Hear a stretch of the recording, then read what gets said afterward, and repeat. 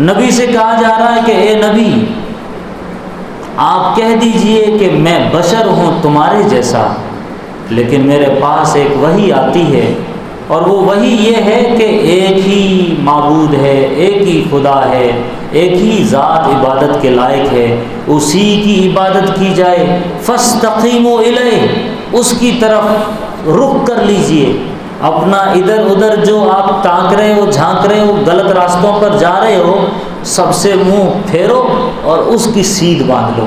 جیسے ہم کسی کو بچے کو پکڑتے ہیں اور پکڑ کر کہتے ہیں کہ دیکھو وہ جو دکان ہے یا وہ جو بندہ ہے، سیدھا اس کے پاس جانا، ادھر ادھر بالکل مت مڑنا، اس کو کہتے ہیں فاستقیموا الیہ، سیدھا ادھر رخ کر لو، کدھر؟ خدا کی طرف۔ واستغفروہ، اس سے معافی مانگو۔ وویل للمشرکین، ہلاکت اور بربادی ہو مشرکوں کے لیے، جو زکوٰۃ نہیں ادا کرتے، جو آخرت کا انکار کرتے ہیں، ایسے مشرکوں کے لیے بڑی بربادی ہے۔ یعنی اب آپ دیکھیے، الذین لا یؤتون الزکاۃ وہم بالآخرۃ ہم کافرون، جو زکوٰۃ ادا نہیں کرتے اور آخرت کا انکار کرتے ہیں۔ کیا مطلب؟ قرآن پاک میں آپ نے دیکھا ہوگا کہ نماز اور زکوٰۃ کا ایک ساتھ ذکر آتا ہے، شرک کا، توحید کا اور زکوٰۃ کا ذکر ایک ساتھ آتا ہے۔ کیا مطلب؟ جو بندہ جتنا آخرت سے غافل ہوگا اتنا ہی وہ زکوٰۃ سے غافل ہوگا۔ زکوٰۃ کا تعلق ہے انسان کے دل کی نرمی پر، انسان کے دل کی ہمدردی پر، اور یہ کب ہوتا ہے؟ جب خدا کی رحمت سے جو جتنا قریب ہوتا ہے اس کا دل اتنا ہی رحم اور کرم اور اس کے اندر ہمدردی اور عفو درگزر والا جذبہ رہتا ہے، پھر دوسروں کے لیے بڑا مہربان رہتا ہے، کیونکہ اللہ رحیم ہے۔ اللہ رحیم ہے، بندوں پر مہربانی کرتا ہے، تو جس بندے کو اللہ اپنا بنا لیتے ہیں وہ بندہ بھی دوسرے غریبوں پر، فقراء پر بڑا مہربان رہتا ہے۔ ایمان لانے کے بعد، نماز کے بعد جو زکوٰۃ کا حکم ہے، تو یہ زکوٰۃ کا اور نماز کا ایک چولی دامن کا ساتھ ہے کہ یہ ہے تو یہ ہوگا۔ یہ نماز پڑھ رہا ہے، زکوٰۃ نہیں دیتا، صدقہ خیرات نہیں کرتا، غریبوں کا خیال نہیں کرتا، تو اس کا مطلب اس کے اندر شرک ہے، ابھی تک دل صاف نہیں ہوا، ابھی تک اللہ کی رحمت دل میں اتری نہیں ہے۔ اسی لیے آپ دیکھو سورۃ الماعون جو ہے، اس میں اللہ فرما رہے ارأیت الذی یکذب بالدین، کیا تم نے دیکھا اس کو جو آخرت کا انکار کرتا ہے، جو آخرت کو نہیں مانتا؟ اس کی صفات اب گنا رہے، ارأیت الذی یکذب بالدین فذلک الذی یدع الیتیم، اس کا حال یہ ہے کہ یتیم کو دھکا دیتا ہے۔ فویل للمصلین، نماز پڑھتا نہیں ہے، پڑھتا بھی ہے تو بڑی سستی سے پڑھتا ہے، لاپرواہی سے پڑھتا ہے۔ الذین هم عن صلاتهم ساہون، بے نماز غفلت سے پڑھتا ہے۔ الذین هم یراؤون، پڑھتا بھی ہے تو دکھاوے کے لیے پڑھتا ہے۔ ویمنعون الماعون، معاون کہتے ہیں اسپون کو، چمچ کو، جو چھوٹی چھوٹی گھر کی چیزیں رہتی، ایسی چیزیں بھی اگر کوئی پڑوسی مانگ لے تو دیتا نہیں ہے، انکار کر دیتا ہے کہ نہیں ہے ہمارے پاس۔ کوئی ادھار کوئی مانگ لے پڑوسن کہ ایک دو پیاز دے دو، کل ہمارا جب آئے گا تو ہم دے دیں گے، تو لوگ انکار کر دیتے ہیں، نہیں ہے ہمارے پاس، ایک پیاز کی کیا حیثیت ہے؟ تو یہ وہ لوگ ہوتے ہیں جن کے اندر شرک کا غلبہ زیادہ رہتا ہے، جو آخرت کو نہیں مانتے، ان کی دلوں کی یہ کیفیت رہتی۔ اب پورے قرآن پاک میں دیکھیے شرک کے ساتھ زکوٰۃ کا ذکر آتا ہے، نماز کے ساتھ زکوٰۃ کا ذکر آتا ہے۔ تو بڑے خوش نصیب ہیں وہ لوگ جو آگے خوشخبری سنا رہے ہیں، بے شک وہ لوگ جو ایمان لائے، نیک عمل کرتے ہیں، ان کے لیے بڑا مسلسل، نہ رکنے والا، نہ تھمنے والا، ہمیشہ کا اجر ہے۔ آپ نبی ان سے کہہ دیجئے، قل انکم لتکفرون بالذی خلق الارض فی یومین، کیا تم انکار کرتے ہو اس ذات کا جس نے زمین کو 2 دن میں بنایا؟ وتجعلون له اندادا، اور پھر اس کو چھوڑ کر کسی اور کا سہارا لیتے ہو۔ ذالک رب العالمین، جو کہ سارے جہاں کا رب ہے، جس ذات نے زمین میں میخیں کھڑی کر دی، ایک پہاڑوں کی شکل میں، پہاڑ میکھے ہیں، اور اس میں اپنی برکتیں ڈالی، رزق ڈالا، اور یہ سب کچھ زمین میں جو کچھ اللہ نے خزانے رکھے ہیں یہ 4 دن میں بنایا، فی 4 ایام، 4 دن میں بنایا۔ سوال للسائلین، جو سوال کر رہا ہے اس کو یہ سب سمجھانا برابر ہے، اسے سمجھ میں نہیں آئے گا۔ جو کوشچن کر رہے ہیں، جو اعتراضات کر رہے ہیں، ان کے لیے یہ بولنا نہ بولنا برابر ہے۔ پھر اللہ یہ سب زمین وغیرہ بنا کر کے زمین کو 2 دن میں بنا دیا، پھر زمین کے اندر جو چیزیں رکھی ہے یہ سب 4 دن میں بنا دی، اور پھر اس کے بعد اللہ آسمان کی طرف مستوی ہو گیا، جبکہ وہ دھوئیں کی شکل میں تھا، آسمان ایک غبارے کی شکل میں تھا، اللہ آسمان کی طرف مستوی ہوا۔ فقال لها، پھر آسمان سے کہا اور زمین سے بھی کہا، اللہ نے کیا کہا؟ ائتیا طوعا او کرہا، اے زمین اے آسمان میرا حکم مانو گے، میری فرمانبرداری کرو گے، میرے اشاروں پر چلو گے؟ طوعا او کرہا، یا تو خوشی خوشی مان لو ورنہ تم نے ویسے بھی ماننا ہے۔ طوعا او کرہا، قالتا، دونوں نے کہا، اتینا طاعین، اے اللہ ہم بڑے فرما برداری والے جذبے کے ساتھ آپ کا حکم مانیں گے۔ فقضاہن 7 سماوات فی یومین، پھر اللہ نے یہ آسمانوں کا پورا سولار سسٹم کا نظام، اللہ نے 7 آسمانوں کا نظام 2 دن میں بنایا، 7 آسمانوں کا نظام 2 دن میں بنایا۔ پھر ہر آسمان کی طرف وحی کی کہ حکم مان، تو اس نے حکم مان لیا۔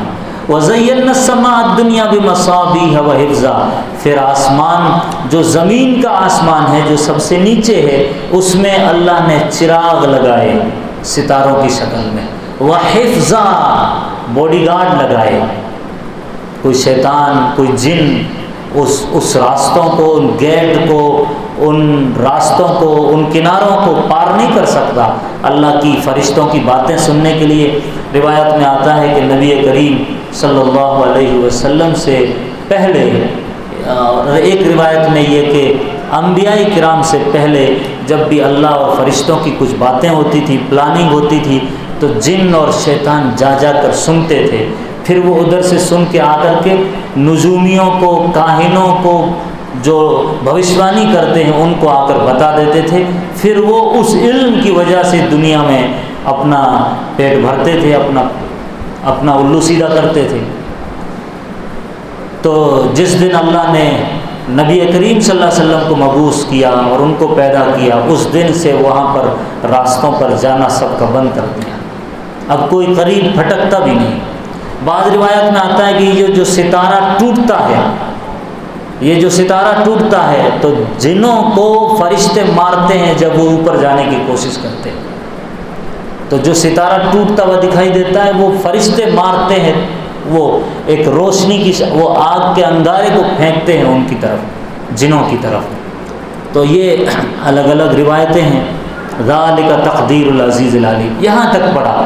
اس کے بعد اللہ کے نبی علیہ السلام نے یہ آیت پڑھی، فَإِنْ عَرَضُوا، اگر یہ پھر بھی اعراض کرے، بات نہیں مانے، پیٹھ پھیرے، منہ موڑے، فقل، تو کہیے، انذرتکم صاعقۃ مثل صاعقۃ عاد وثمود، میں نبی محمد صلی اللہ علیہ وسلم تمہیں ڈراتا ہوں ایک زبردست عذاب سے، وہ عذاب ایسا ہوگا جیسا قوم عاد پر آیا اور قوم سمود پر آیا۔ اور قوم عاد اور قوم سمود کی بستیاں عرب کے کنارے پر واقع، ان کے سفروں کے جو سفر ملک شام کی طرف ہوتا تھا تو بیچ میں وہ واقع ہے۔ تو جب یہ آیت پڑھی تو وہ ابو الولید جو اب ایسے بیٹھا کر ٹیک لگا کر کے، بڑا گھبرا کر کے، پریشان ہو کر کے، دل کے اندر ایسا یقینی کیفیت پیدا ہوتی کہ جو نبی بول رہے ہیں، جو محمد بول رہے ہیں، یہ ہو کے رہے گا، تو اس نے اپنا ہاتھ نبی کے منہ پر دے دیا کہ بس رحم کیجئے، کرم کیجئے، اپنی قوم کے لیے ایسے بددعائی یا کلمات نہ نکالیے۔ یہاں سے ابو الولید اٹھا اور اٹھ کر کے اپنی جماعت کے پاس گیا اور جا کر کے کہنے لگا۔ جب ابو الولید گیا ہے تو روایت میں آتا ہے کہ لوگوں نے ابو الولید کے آؤ بھاؤ چلنے کا انداز، چہرے کا خط و خال دیکھ کر سمجھ گئے کہ ابو الولید بدل چکا ہے، اس کا دلی کیفیت وہ نہیں ہے جو جس جذبے سے پہلے گیا تھا۔ اس نے جو آ کر کے کہا ہے، علامہ شبلی نعمانی نے اور الرحیق المختوم جو سیرت کی بڑی جامع اور مفصل کتابیں ہیں، ان کتابوں کے اندر ابو الولید کا یہ قول نقل ہے کہ فواللہ ما سمعت مثلہ قط ولا بالشعر ولا بالکہانہ یا معشر قریش اطیعونی۔ یہ پورا اس کا خطبہ ہے، اس کی پوری تقریر ہے کہ اے قریش کی جماعت، میں نے ایسا کلام سنا ہے، تم کہتے ہو یہ جادو ہے، جادو نہیں ہے، تم کہتے ہو یہ کاہنوں کی باتیں ہیں، کاہنوں کی باتیں نہیں ہیں، تم کہتے ہو یہ نجوم پرستوں کی باتیں ہیں، وہ بھی نہیں ہے۔ میں شام گیا، میں حمیر گیا، میں روم گیا، لوگوں کی باتیں، لوگوں کا کلام، لوگوں کا فلسفہ سنا ہے، وہ شاعری، وہ فلسفوں کی ان کی فلسفانہ باتیں، وہ حکیمانہ باتیں سب الگ، لیکن محمد جو بات بول رہا ہے یہ بات کی ایک دن ایسی شان ہونے والی ہے کہ عرب و عجم میں ان کی بات کا ڈنگا گونجے گا اور پورا عرب و عجم ان کا غلام بنے گا۔ اس لیے رائے دیتا ہوں، تم کو مشورہ دیتا ہوں، ان کا راستہ چھوڑ دو، ان کا راستہ چھوڑ دو۔ اگر بقیہ عرب کو دیکھو، ویٹ کرو، انتظار کرو، خاموش تماشائی بن کر نظارہ دیکھو کہ اگر باقی عرب لوگوں نے ان کو دبا دیا، ان پر حاوی ہو گئے اور محمد اور صحابہ کا وجود ختم ہو گیا، تو پھر تو تمہاری گھر بیٹھے مراد پوری ہو گئی جو تم چاہتے ہو۔ لیکن اگر یہ عربوں پر حاوی ہو گئے، یہ عربوں پر غالب آ گئے اور عرب کچھ نہیں کر سکے اور انہی کا حکومت کا سکہ سب طرف چل گیا، تو پھر ان کی عزت میں تمہاری عزت ہے، ان کی خلافت میں تمہاری خلافت ہے، ان کے وجود میں تمہارا وجود ہے۔ تو یہ قرآن پاک کی حقانیت والی ایک سورہ تھی جو میں نے آپ کے سامنے تلاوت کی ہے۔ اسی صورت میں آتا ہے کہ لوگ کہتے تھے وقال الذین کفروا لا تسمعوا لهذا القرآن، کافر کہتے تھے قرآن مت سنو، کانوں میں انگلیاں ڈال دو۔ آہستہ آہستہ یہ خطبہ ختم ہو جائیں گے۔ اللہ فرما رہے ہیں ہم انہیں ایسا زبردست عذاب سکھائیں گے، عذاب کا مزہ چکھائیں گے کہ ان کی نسلیں یاد رکھے گی، ایسا بری سزا دیں گے ویسی بری سزا کوئی دے نہیں پائے گا۔ ذالک جزاء اعداء اللہ النار، اللہ کے دشمنوں کا بدلہ صرف جہنم ہے۔ لہم فیہا دار الخلد، اس میں وہ ہمیشہ رہیں گے۔ جزاء بما کانوا بآیاتنا یجحدون، یہ بدلہ ہے ہماری آیات کا انکار کرنے کی وجہ سے۔ پھر آگے اللہ فرما رہے ہیں آگے کہ بے شک جو لوگ یہ کہتے ہیں کہ اے اللہ آپ ہی ہمارے رب ہیں، آپ ہی ہمارے پروردگار ہیں، ہم آپ ہی کو مانتے ہیں، آپ ہی کو سجدہ کرتے ہیں، جو یہ مانتے ہیں ثم استقاموا، پھر اس پر ڈٹ کے کھڑے ہو جاتے، جم جاتے ہیں، استقامت دکھاتے ہیں، تتنزل علیہم الملائکہ، پھر فرشتے اترتے ہیں ایسے لوگوں پر۔ کیا کہتے ہوئے؟ یہ کہتے ہوئے کہ اللہ تخافوا ولا تحزنوا، خوف نہ کھاؤ، غم نہ کرو، پریشان نہ ہو، وابشروا بالجنۃ التي کنتم توعدون، اور جنت کی خوشخبری لے لو۔ پھر وہ فرشتے کہتے ہیں نحن اولیاؤکم فی الحیات الدنیا وفی الآخرہ، وہ جو فرشتے اترتے ہیں وہ ایمان والوں سے کہتے ہیں ہم تمہارے دوست ہیں، ہم تمہارے یار ہیں، ہم تمہارے دوست ہیں۔ کہاں؟